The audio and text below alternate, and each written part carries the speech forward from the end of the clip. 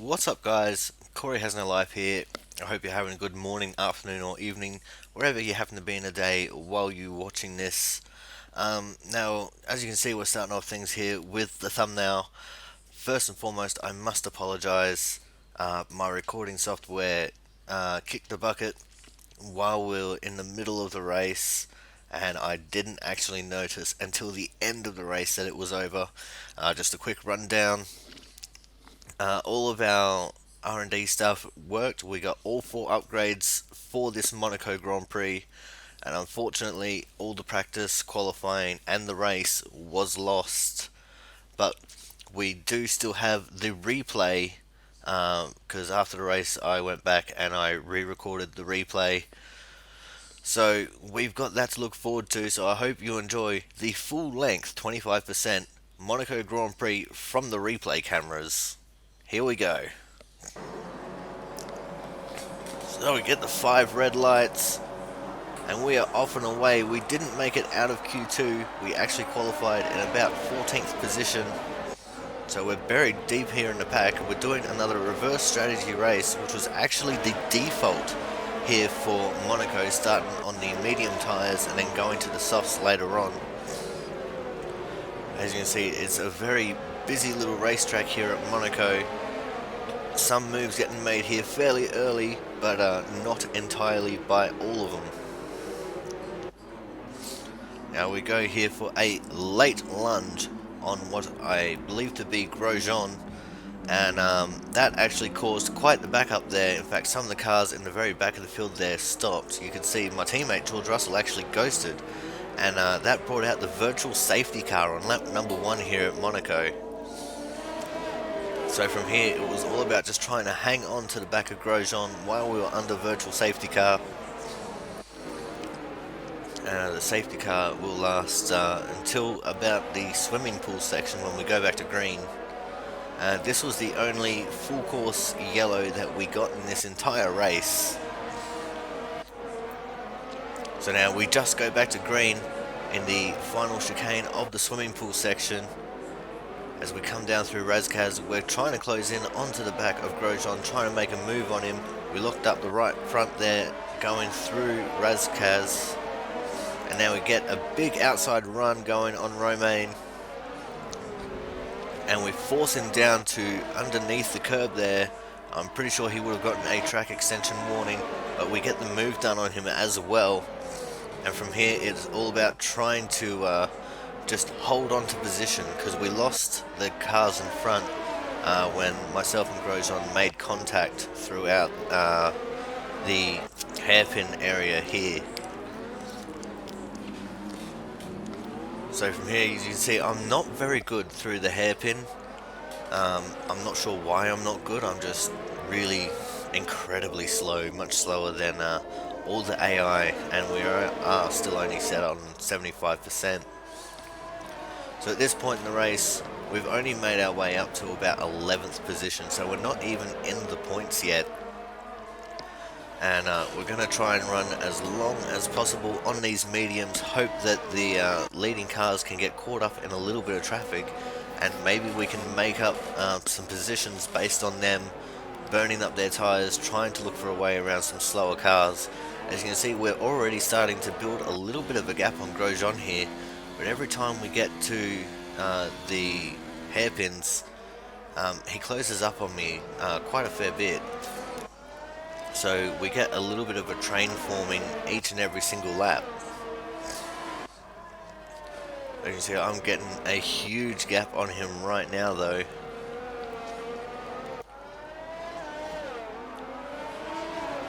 So we come around the first hairpin. I'm not too bad there, it's just this one. Each and every single time, the entire field catches up to me. As you can see there, we also clipped the wall on the exit a little bit and lost the end plate on the right side. I didn't even realize it straight away. As we go through the tunnel and come back down, see the front of the, the back of the front pack is only right there in front of me. But because of how slow I am through the hairpins, it just looks like they're just out of reach a little bit.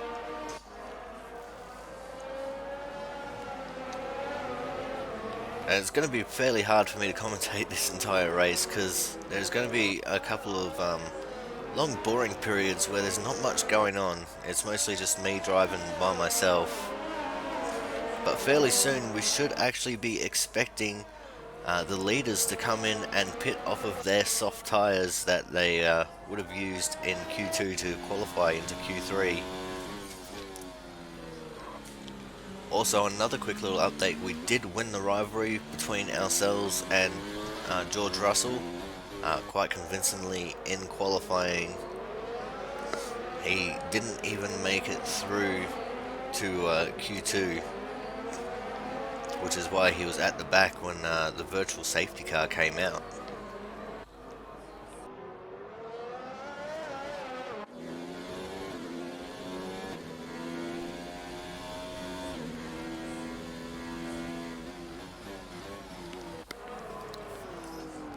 And you see, this entire time I was just trying to work on saving my tyres a little bit while trying to extend the gap to Grosjean, who has started to slow up a bit more than even I was anticipating, but he is on the soft tyres, so he was probably struggling for grip as well.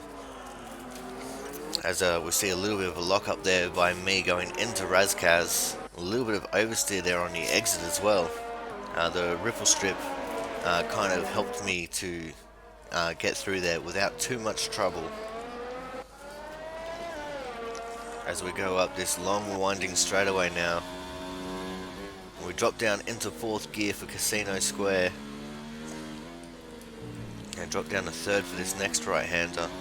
My apologies if I get the names wrong on the corners.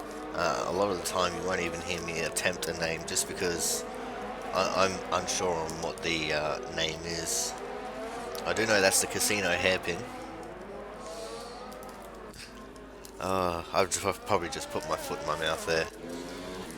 I do know Casino Square, for sure and certain. As we start coming out of the tunnel, go down the hill, we were last in the speed traps every single practice session. And that's probably down to the fact that I was running the highest downforce preset setting.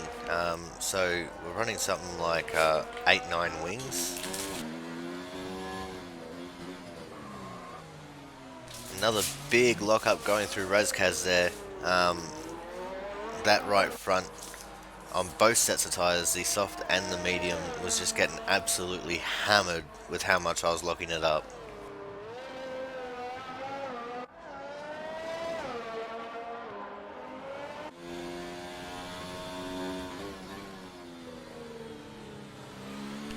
But yeah, it just felt like to me this entire weekend, like, even though we got those 2 downforce upgrades that we'd put on the car at the last round, I just felt like I was struggling for grip so badly. It could just be down to the chassis still being a bit too heavy. I need to do some more weight reduction and weight distribution on it. But yeah, it just seems that the package that we got is good, it's just not great, and that really held me back. But in saying that, you know, I haven't exactly lost that much time to the cars in front of me as the leaders' tyres start going off and start to go maybe off the cliff a little bit as well.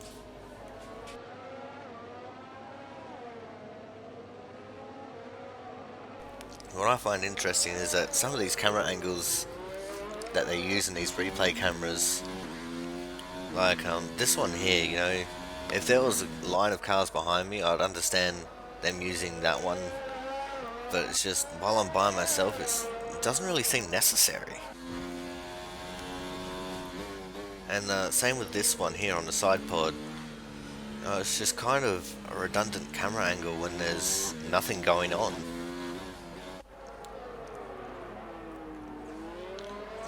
But yeah, I did have high hopes here for Monaco, especially considering we were having those downforce upgrades coming. But yeah, it just seems that, you know,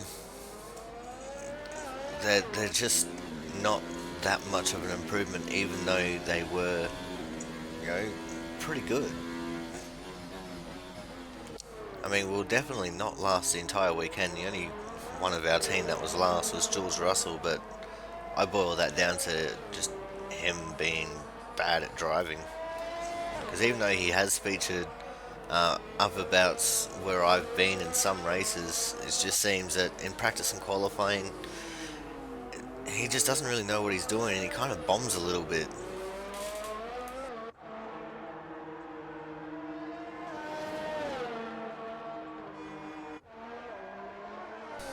As you can see there, Max Verstappen, who was in the lead of the race, is just coming out of the pits, and we managed to take him around the outside on the pit exit.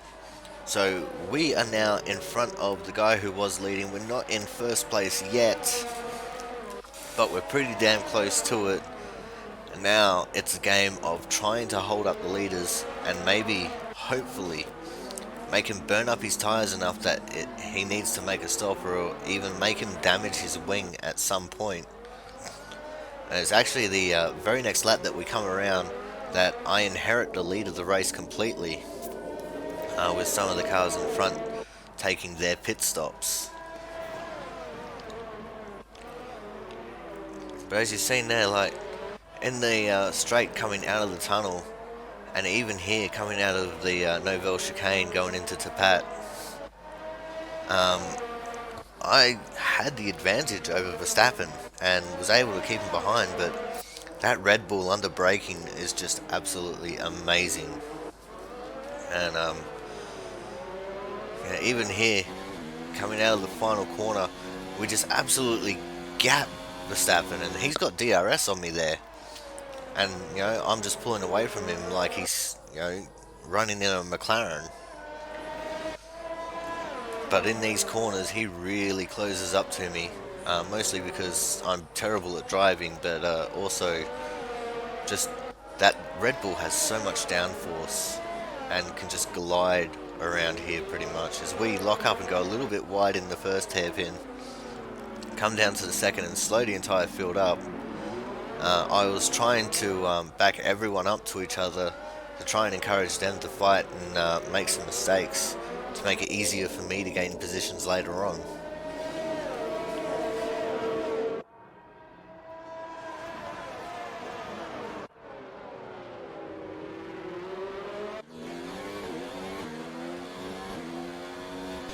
As we come through to back again, going towards the swimming pool section now, the life of my tyres is starting to degrade quite a bit.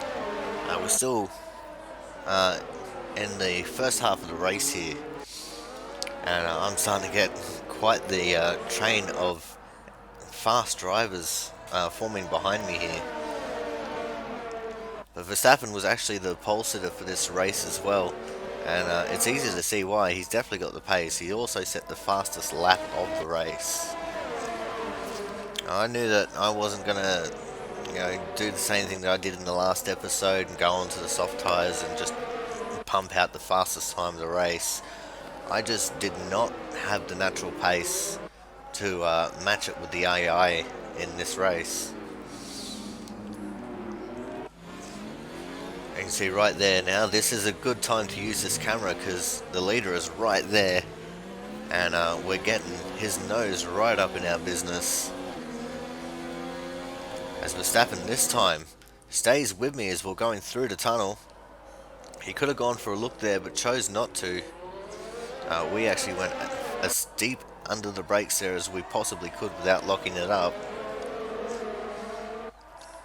And we got one of every manufacturer in the top 3 teams represented right there behind me, with there being the Red Bull, then the Merc, and then the Ferrari. But I was still just trying to back these guys up, trying to encourage the second pack of cars to catch up to them so they would all start battling and get damage.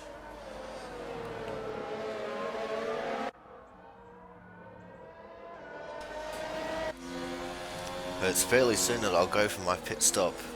We did go 1 lap longer than the strategy that the engineer had come up with for the race.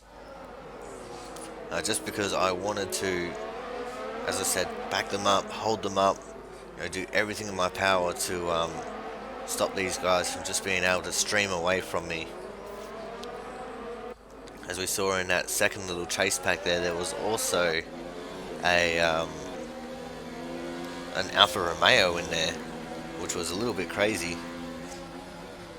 The Alfa Romeos have definitely been on their game here in this season of the Noob Career Mode. But again, we got a huge gap over Verstappen on the straight. And here in the tight twisty sections is where he definitely catches up to me. As we go back into Razkaz now. And Verstappen is right there. And then coming out of that final corner, again, we just gap him. And at this point, my tyres are just about to jump off the cliff.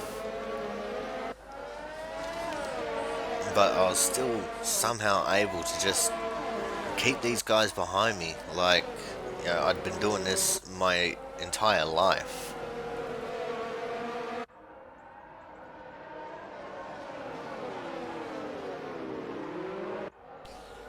Not sure whether it was just, Verstappen's AI didn't feel comfortable trying to make a move, or whether, I was just fast enough in the straights to not give him the opportunity. But whatever it was definitely working for me here.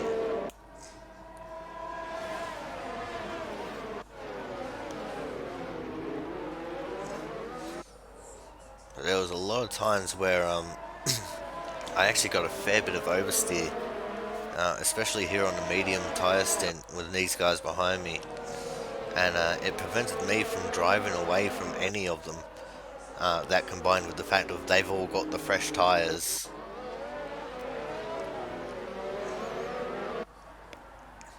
As we come around now, I'm pretty sure it's the next lap when we actually come into the pits.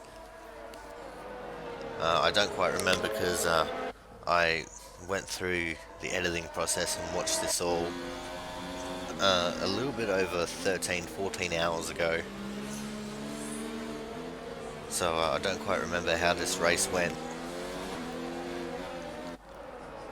But I'm just trying to be nice and smooth and consistent and just keep these guys behind me at all costs. As you can see now, this second Ferrari has actually timed into this battle now. As you can see by this train forming behind me.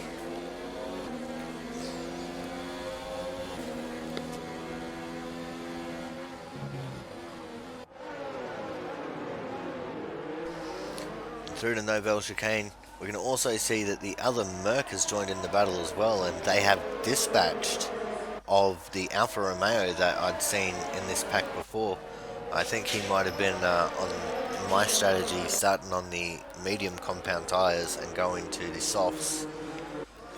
So he was trying to get the undercut on me as we come in for our pit stop now.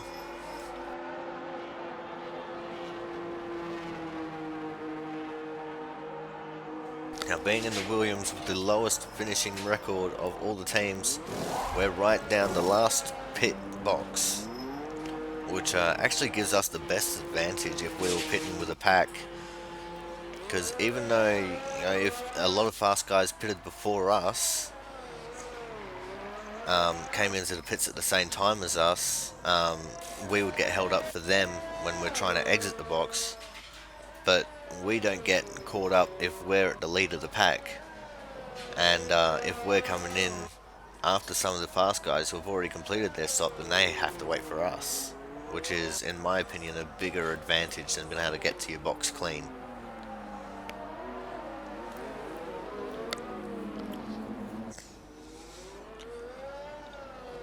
Now, at this point of the race, we're actually, we came out of the pits in 8th place. And this is where we stay, just in this little bit of no man's land. No real cars in front of us to try and chase down, and no one behind us that's really able to chase us down. Because we went that one lap longer and got the overcut, we actually have 2 lap fresher tyres than everyone else that's in the near vicinity. And I just didn't have the skill to catch the cars up in front of me.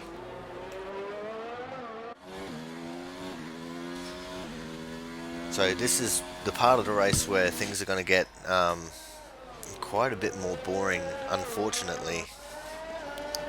It was all just a matter of trying to save the tyres and make sure I dumped as much fuel as I can for the end of the race, trying to pick up speed and see if I was able to try and catch up to the cars in front in any way, shape or form.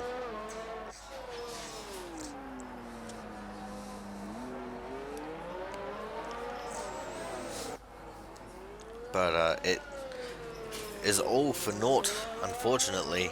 This is going to be the most boring part of this video, because we're just here in, I guess, a practice mode, just running laps and running laps. See, where we can go and how long it's going to take us to get there. And we actually had a fairly severely damaged wing as well. I didn't get the wing changed when we went in for the pit stop, just because I didn't want to lose that extra time. Because we got a run of points finishing positions, and I just wanted to do everything in my power just to make sure we finished in the points. Because the last thing that I wanted to do after we come off getting, a couple of 6th place finishes and a couple of 5th place finishes is start finishing outside of the points again. So an 8th place is a little bit of a step back, but it's still pretty decent considering. I mean, especially at Monaco, where the race just becomes a conga line because it's so hard to pass. But through the strategy that we pulled and the backing up of the leaders, making sure they didn't get too far ahead, we managed to come out with the 6th place here. I mean, actually sitting in front of Verstappen really made me push a lot harder than I probably would have when I was by myself. So that probably also helped me out with finishing in 8th here.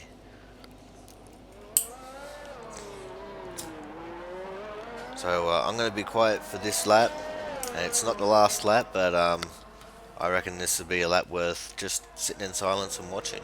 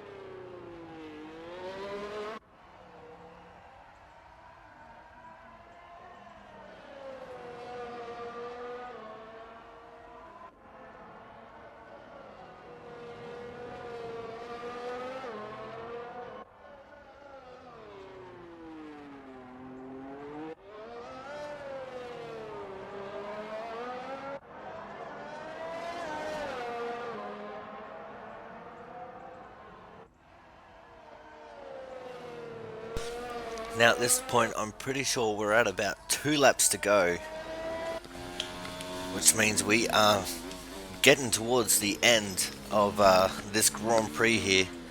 It's definitely a test of man and machine, even at a 20% race, or 25% race, sorry, 20 laps around here. And we actually were struggling with the ICE again.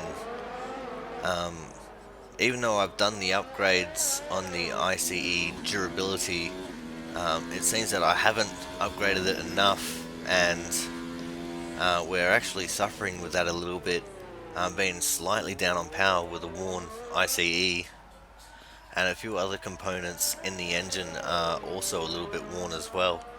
So we're going to have to change them out for the next race, which I can't remember at this particular moment what it's going to be.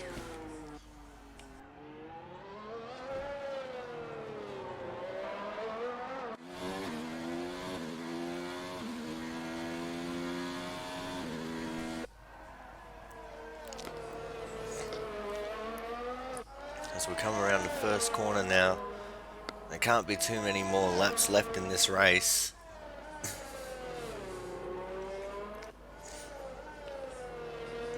It's just a nice controlled end to this race, fairly boring after the excitement of holding on to Verstappen behind us. You see there was a Renault there just about coming into the hairpin. He was the only one who was even close to catching up to us. I'm pretty sure that was Ricardo, but I'm not entirely sure, to be honest.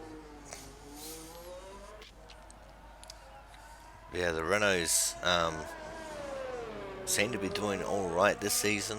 They're not on par with the upgrading that we've been doing here at Williams, but you know, they're there or thereabouts with the midfield. As we do another big lock up on the right front going into Razkaz, and even into the final corner there.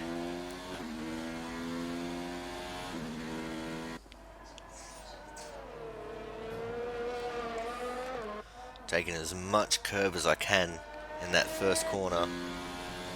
I'm 99% sure we're actually onto the final lap here. Got a little bit too close to that inside wall and it spooked me a little bit. So we had to straighten up a little bit and aim it towards the outside wall just to be sure we didn't hit the inside. The last thing that I wanted to do at this point in the race was to DNF, especially after holding up the leaders for so long. We do hit the wall there on the left going through the tunnel, and that knocked off the end plate on the left side as well, so we're running with an orange wing completely. And from here it was just a matter of nursing the car home without trying to do too much more damage to it. As we come through Razkaz for the last time, through the final corner for the final time, and we come across the line, and that is going to be P8 for us.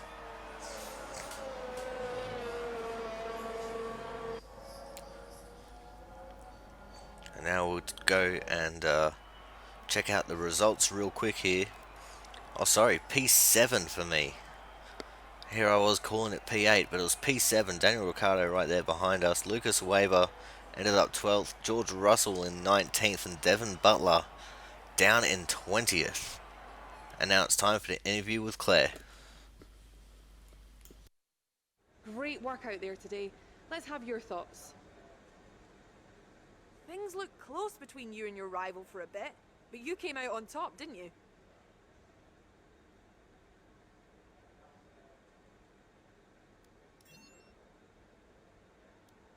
Do you think you were lucky not to end your race with that crash?